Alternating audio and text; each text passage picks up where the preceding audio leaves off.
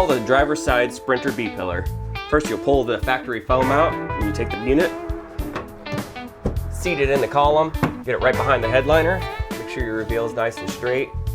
And all we do to secure it is a number 2 Phillips in a truss.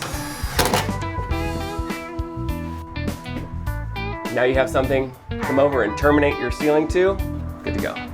To install the passenger side Sprinter B-pillar, first remove factory foam, grab the new unit, and again,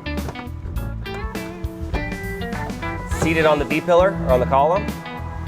Use your finger on the weather strip, seat it in, and again.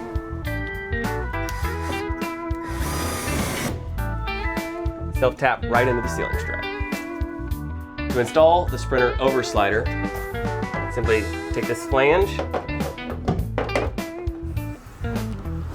put it in the weather stripping, go up to the struts, and now you can either self-tap in the side or in the bottom. Right now we're going to go into the side of the strut with the self-tappers. That way it doesn't get in the way and interfere with your ceiling. Right here we'll go under, just to show you.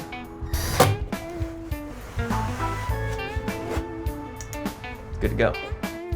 To install the Sprinter C-pillar, first what you do is want to choose whether or not you want to go on the first flap of the weather stripping or under the second. Going under the second flap would be for doing bug wall, but for right now we're just going to do the first. So kind of stick it in and start to work the weather stripping all the way down.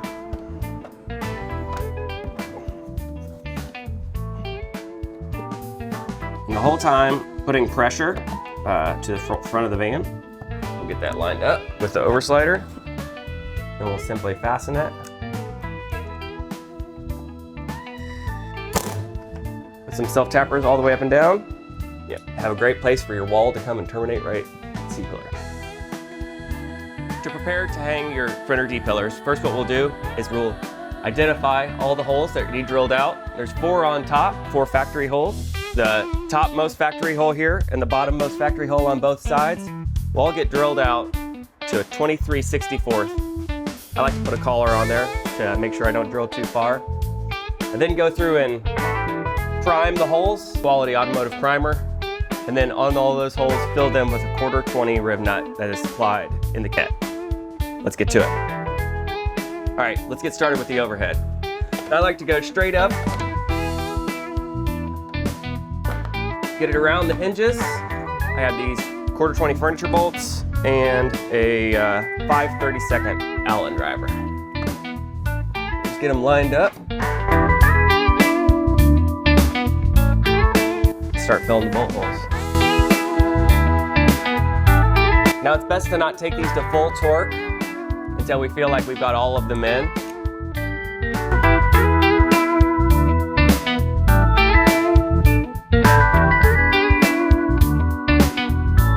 All right, let's move on to the verticals. So now on the verticals, what we have here on the middle of them is 2 factory M8 holes, and we've provided that hardware. What I like to do is seat the foot, get it about in place, and get those started by hand.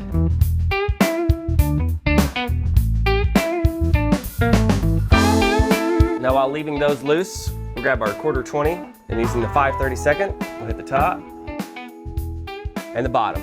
Now the thing about drilling this bottom is there is a second wall of metal behind the factory hole. So if you just keep it straight, it should be able to punch right through it and won't interfere with the rib nut.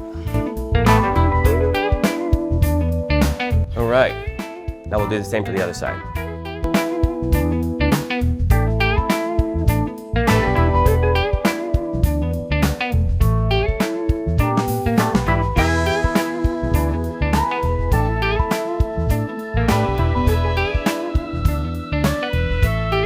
All right, we're in, we're solid, I'm loving it.